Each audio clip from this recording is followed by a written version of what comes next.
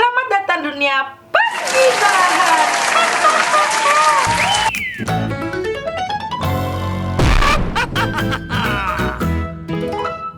Hai Gibi, balik lagi dengan Ratu Gibah.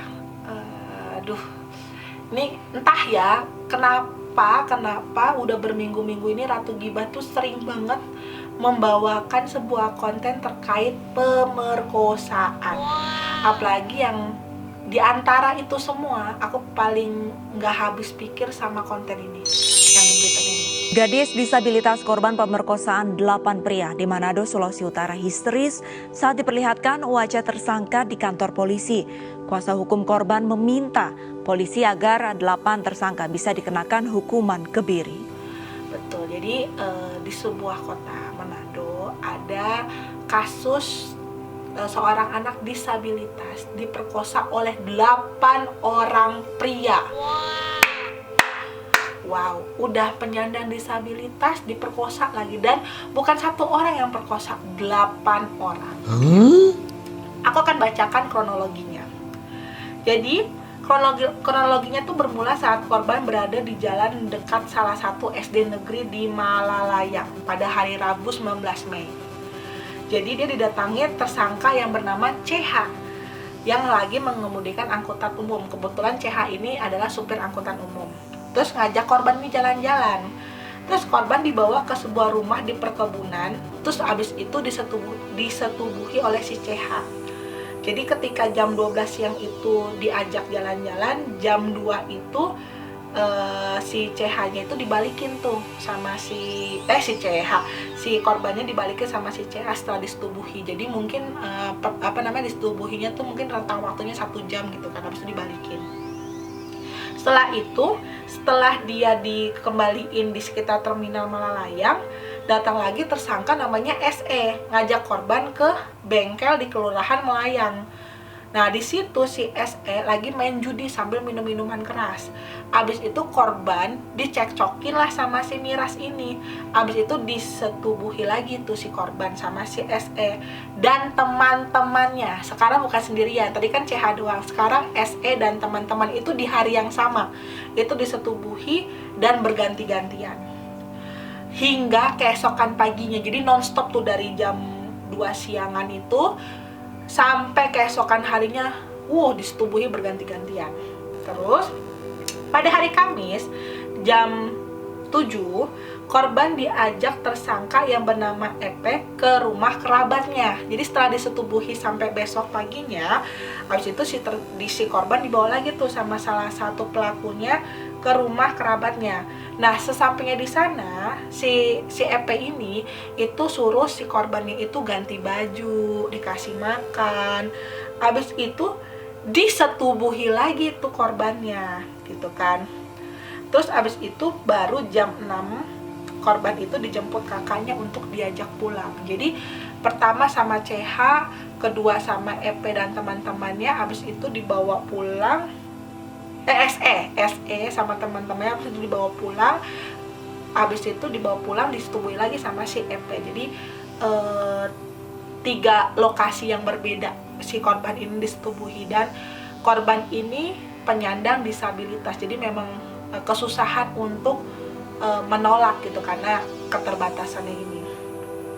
Habis itu ketika dia sudah dijemput sama kakaknya, akhirnya dilaporkan dan habis itu didapatkan bukti-bukti, ada air mineral, terus juga ada papan triplek bekas kejadiannya.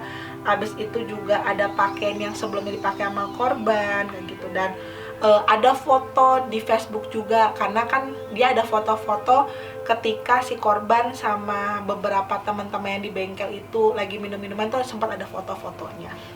Oke, bagaimana nih komentar para Gibi terkait penyandang disabilitas yang diperkosa oleh 8 orang pria? Yang pertama, Bakta Waredo, minimal 5 tahun maksimal 15 tahun, hahaha lawak, sedangkan trauma korban seumur hidup. Jadi mereka akan dipidanain selama 5-15 tahun gitu. Sedangkan menurut si Bakta Waredo harusnya itu seumur hidup, karena kan traumanya 8 orang dong, pasti seumur hidup. Ya ya lumayan juga sih, karena apalagi ketika aku lagi cari tentang topik ini, aku menemukan video si korban lagi menangis karena keterbatasannya itu kan dia tidak bisa menceritakan, jadi hanya menunjukkan siapa aja si pelakunya. Jadi pelakunya itu ketika menunjukkan mukanya di depan si korbannya tuh menangis sampai terseduh-seduh gitu, karena dia traumatik banget.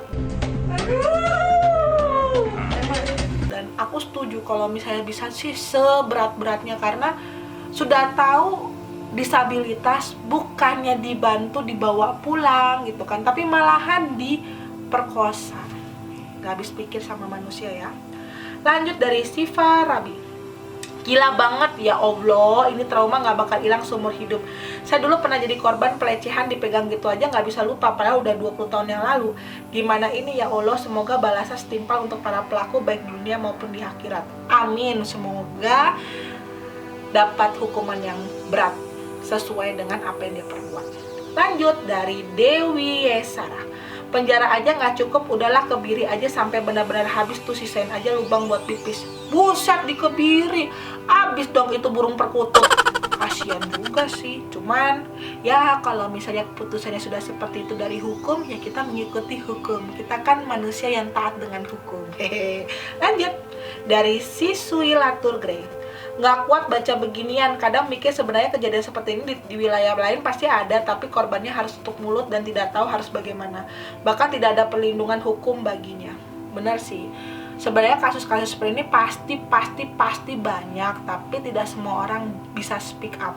Mudah-mudahan buat teman-teman ataupun korban-korban yang merasakan seperti ini, ayo kita speak up, kita bantu supaya pelaku-pelaku ini bisa mendapatkan ganjaran. Lanjut dari Windy Hutasuhud. Anak berkebutuhan khusus itu nggak dijaga keluarganya kah? Dia lagi ngapain dekat sekolah sendirian? Apa udah biasa dibiarkan main sendiri? Zaman sekarang nggak bisa bilang udah biasa. Banyak anak-anak yang celaka, diculik dan lain-lain karena label udah biasa dari orang tua dan keluarga itu sendiri. Gerem baca berita ini. Mau anak berkebutuhan khusus atau enggak, please lah jaga anak-anak kita. Cewek atau cowok, dari yang masih kecil sampai remaja, bahkan yang sudah dewasa pun banyak yang nggak bisa menjaga dirinya sendiri. Apalagi anak-anak. Kita nggak tahu siapa aja yang jahat, kita nggak tahu orang-orang di sekeliling kita baik atau penjahat. Jangan biarin, jangan bebasin, jangan biasain anak main di luar tanpa pengawasan. Apalagi yang berkebutuhan khusus. Yang harus kita lakukan adalah waspada dan menjaga anak-anak kita. Adik-adik yang cantik, yang baik, mudah-mudahan ada orang yang bisa bantu kamu untuk memulihkan trauma kamu ya nak. Untuk para tersangka, mudah-mudahan di dalam sel tahanan kamu bisa mendapatkan hukuman sadis sampai kamu ingin mati secepatnya. Dari Windy Hutasuhud. Ya benar sih, mau karena sudah biasa pulang sendiri, tetap sebagai orang tua ataupun keluarga, mau berkebutuhan khusus atau enggak, tetap harus pantau posisi anak-anak atau keluarga sudah ada di mana gitu.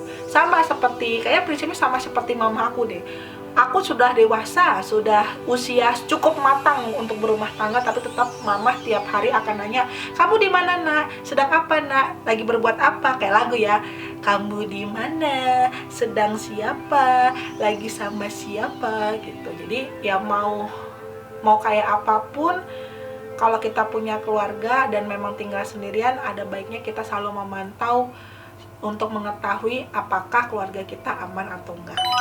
Oke, sekian komentar dari para Gibi terkait kasus pelecehan seksual korban yang mempunyai disabilitas dan diperkosa oleh 8 pria. Semoga 8 pria ini bisa mendapatkan hukuman yang sesuai dengan apa yang dia lakukan. Oke, sampai jumpa di konten berikutnya. Jangan lupa like, comment, share, serta subscribe. Sampai jumpa, Gibi, bye-bye.